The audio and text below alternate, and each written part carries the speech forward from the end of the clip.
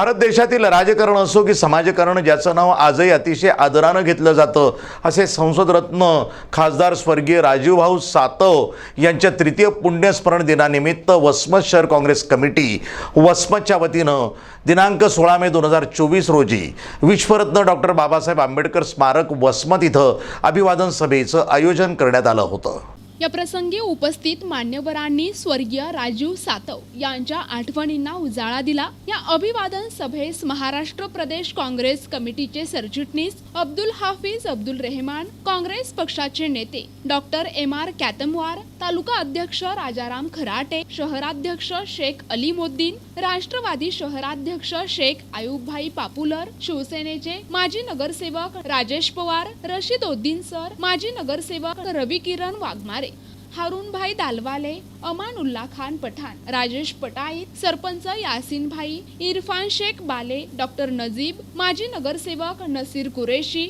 अरविंद कठाळे आणि पदाधिकारी मोठ्या संख्येने उपस्थित होते। प्रतिनिधी नंदू परदेशी, NTV न्यूज मराठी, वसमत, हिंगोली।